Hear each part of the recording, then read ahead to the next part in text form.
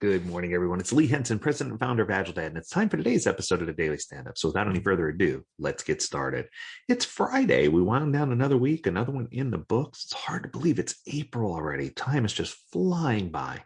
So today I thought I'd talk to you, since it's Friday and it's a not so agile topic.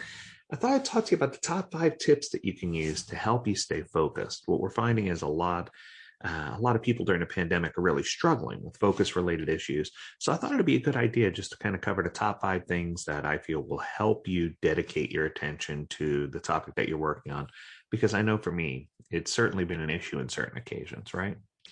So coming in at number 1, try the best to eliminate distractions. The truth is, in this pandemic environment world that we live in, we know that there are going to be distractions. We know that there's going to be significant others, boyfriend, girlfriend, spouse, partner, fur baby, child. Somebody is going to come and interrupt what's going on, right?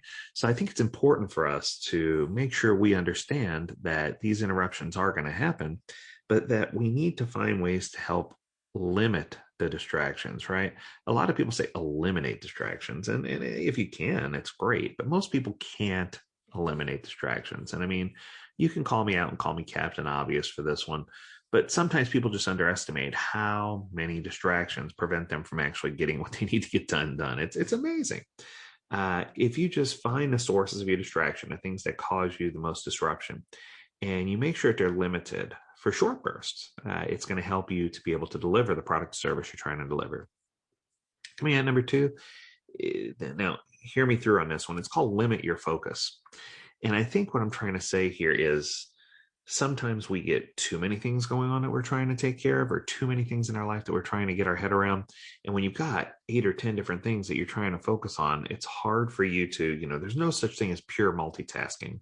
So it's hard for you to keep your focus when there's so many different things that you're trying to focus on. So my thought here is, if you can take your attention and limit your focus to just a few things, kind of like limiting WIP, it's going to help you to really stay mentally strong. And it's going to help you increase your productivity, because in the end, it's going to help you have the mental focus that you need to get things done. Coming in at number 3, one of my favorites, live in the moment. Now, when I say live in the moment, I think sometimes we are constantly focusing about what happened before. And while we can learn from our past, don't get me wrong, I just don't want people to dwell in the past. If you're trying to learn from the moment, it means that you're living now and you're learning now, and you're trying to focus on the things that are important for you to do now to make life better. I think it's about being present, and being in the now, and trying to, not let your cognitive bias or preconceived notion interrupt what you're trying to do. I think that this will help us not only with focus, but it helps us to stop passing judgment. It helps us to absorb pure feelings easier. And it helps us to mentally be prepared to take on whatever challenges or anxieties are facing us, right? It'll help us just really stay where we need to be. Coming at number 4 is practice mindfulness.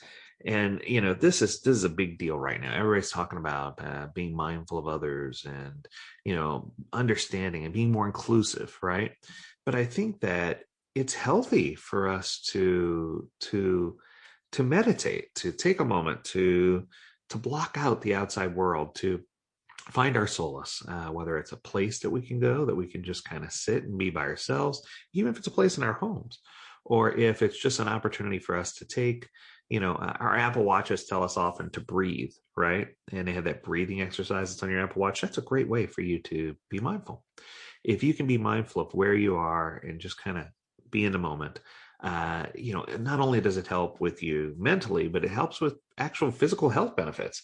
So, there's no reason why you couldn't just take a couple of moments out of your day, focus on self-improvement, focus on being mindful, and just really breathe. Just take a moment, meditate, do whatever you need to do to be there. But find a way to be mindful, whether it's a deep breathing exercise or getting yourself away from everything. Take the time to do that each day. And then, of course, number 5, and once again, I'm going to end with a Captain Obvious. Take short breaks. I know that I'm guilty of this. I get in the mode where I just want to go. And I get in a zone and I start doing things, and I realize very quickly that I should have taken a break, or that, that I've been working for hours without a break, and my back starts to hurt and my mind's gone. And I've caught myself telling my wife, even on many occasions, I need to stop. I can't do this anymore today. And we should never get to that point where we're at burnout, right? We need to make sure that we find creative ways, even if we have prolonged tasks, to break in, short incremental breaks. Because I think the short incremental breaks, while they may cause you to lose focus for a small period, end up being beneficial in the long run because you're refreshed and recharged and your mind works better when it is. So there you have it. I hope these 5 tips will help you be more productive. I hope they'll help you really be able to focus better, because one of the things ultimately at the end of the day is that we need to focus on the right things. And I'll leave you with a thought.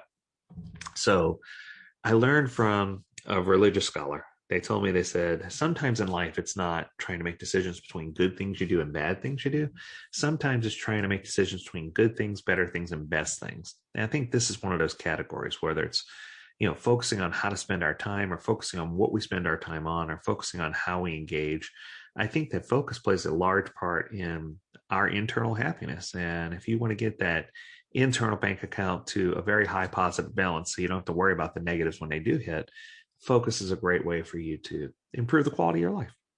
So until next week, I encourage you to stay healthy, stay well, keep washing your hands, my friend. Get a vaccine if you haven't got one. And we'll talk again next week. Take care.